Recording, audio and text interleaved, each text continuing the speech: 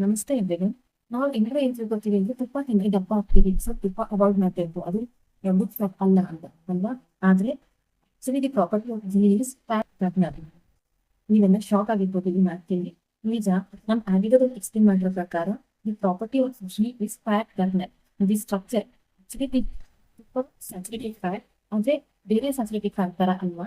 ಈ saturated fat property of structure ಇರೋದು power double bond. So ಈ ಘೀನ ನಾವು ರೆಗ್ಯುಲರ್ ಆಗಿ ಸೇವನೆ ಮಾಡೋದ್ರಿಂದ ನಮ್ ಫ್ಯಾಟ್ ಬರ್ನ್ ಆಗುತ್ತೆ. ಅದ ಹೇಗೆ ಅಂದ್ರೆ, ಅಥವಾ ಹೇಗೆ ಕನ್ಸ್ಯೂಮ್ ಮಾಡ್ಬೇಕು ಅಂದ್ರೆ, ಈ ತುಪ್ಪನ ಯಾವಾಗಲೂ ಬಿಸಿ ಪದಾರ್ಥಗಳಲ್ಲಿ, ಹಾಟ್ ರೈಸ್, ಹಾಟ್ ಚಪಾತಿ, ಬಿಸಿ ಪದಾರ್ಥಗಳಲ್ಲಿ ಆಮೇಲೆ ಲಿಕ್ವಿಡ್ ಫಾರ್ಮ್ ಅಲ್ಲಿ ಗಟ್ಟಿ ತುಪ್ಪ ಫ್ರೀಸ್ ಮಾಡೋದು ಯೂಸ್ ಮಾಡ್ಬೇಕು. ಅದು ಲಿಕ್ವಿಡ್ ಮಾಡಿ ಲಿಕ್ವಿಡ್ ಫಾರ್ಮ್ ಅಲ್ಲಿ ಯೂಸ್ ಮಾಡಿದ್ರೆ ಅದು ಆಕ್ಚುಲಿ ಫ್ಯಾಟ್ ಬರ್ನ್ ಮಾಡುತ್ತೆ ಬಾಡಿಲಿ. ಸೊ ನಾವು ಕ್ಲೀನ್ ಆಗಕ್ಕೆ ಹೆಲ್ಪ್ ಮಾಡುತ್ತೆ, ವೇಟ್ ಲಾಸ್ ಆಗಕ್ಕೆ ಹೆಲ್ಪ್ ಮಾಡುತ್ತೆ.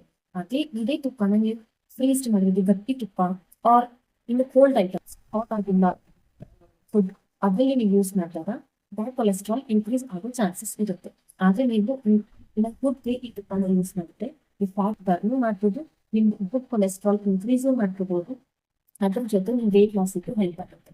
ಸೊ ಈ ಟಿಪ್ನ ಕೇಳಿ ಎಷ್ಟೋ ಜನ ಖುಷಿಯಾಗಿರ್ಬೋದು ಅಲ್ವಾ. ನಾವು ತುಪ್ಪ ತಿನ್ಬೋದು ಅಂತ ವೇಟ್ ಲಾಸ್ ಜರ್ನಿಯಲ್ಲಿರೋದು ಆಬ್ವಿಯಸ್ಲಿ ತಿನ್ಬೋದು, ಆದ್ರೆ ಹಾಟ್ ಫುಡ್ ಅಲ್ಲಿ ತಿನ್ನಿ ಅಂಡ್ ಲಿಕ್ವಿಫೈಡ್ ತುಪ್ಪನ ತಿನ್ನಿ. ಸೊ ನಿಮ್ ಗುಡ್ ಕೊಲೆಸ್ಟ್ರಾಲ್ ಇನ್ಕ್ರೀಸ್ ಮಾಡುತ್ತೆ, ಪ್ಲಸ್ ಈ ಫ್ಯಾಟ್ನ ಬರ್ನ್.